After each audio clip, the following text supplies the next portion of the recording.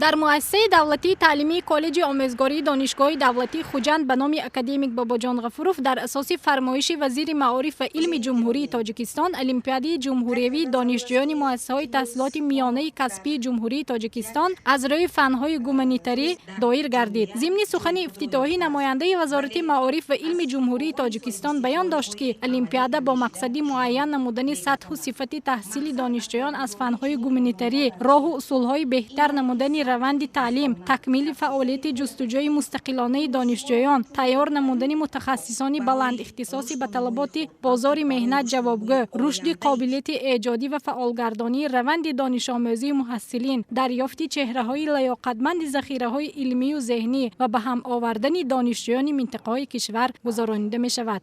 با ابتکار و دستور و هدایت‌های پرزیدنت جمهوری تاجیکستان پیشوای ملت محترم امام علی رحمان به خاطر بلند برداشتن سطح دانش خوانندگان و دانشجویان، به خاطر دریافت چهره‌های نو علمی و فرهنگی، به خاطر تحریک دادن دانشجویان و خوانندگان به علم آموزی و تربیت خوب و درست با فرمایش وزیر معارف و علم جمهوری تاجیکستان گذراندن المپیادا و آزمون‌های فنی در مؤسسه‌های تعلیمی دائمی یعنی منتظم ادامه می‌یابد. در دایره طلباتی که نظامنامه آزمون جمهوریوی دارد، سطح دانش و جهانبینی و فهمیش و درک علمی هر یک دانشجو در این المپیادا معین کرده می شود.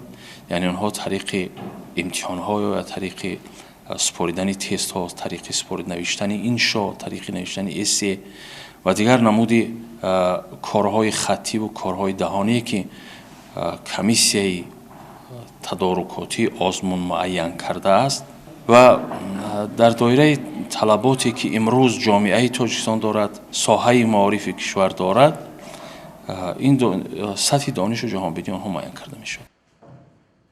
59 نفر اشتراکداران المپیاده از 16 مؤسسه‌های تحصیلات میانه کسبی جمهوری تاجیکستان از فن‌های تاریخ، زبان و ادبیات تاجیک، زبان روسی و انگلیسی دانش، مهارت و ملکه خویش را نشان دادند. المپیاده جمهوریوی در اساس پرینسیپ‌های واقعیت در سنجش و بهاگذاری، شفافیت، مستقلیت روندهای برگزاری آزمون‌ها، تأمین دستیابی برابر به المپیاده و استفاده وسیع تکنیک و تکنولوژی معاصر در سطح ضروری گذرانیده شد.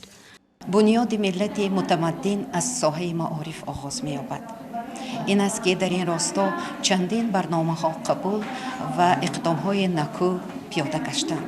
البته رسالت هر یک ما از آن عبارت است که برای آبادی و شکوفایی وطن کوشا و پویا بوده جوانان ما علم‌های زمان معاصر را از خود نمایند، زبان خارجی را دانند، همچنین برای از خود کردن تکنولوژی نوین باید کوشش باشند. البته دانشجویان ما در این جاده کوشش کرده ایستادند. می‌بالم و سرفرازم که در تاجیکستان صاحب استقلال زندگی دارم و پیروی اساسگذار صلح و وحدت ملی، پیشوای معظم ملت محترم امام علی رحمان پیروی نموده برای آبادی وطنی عزیزمان می‌کوشم.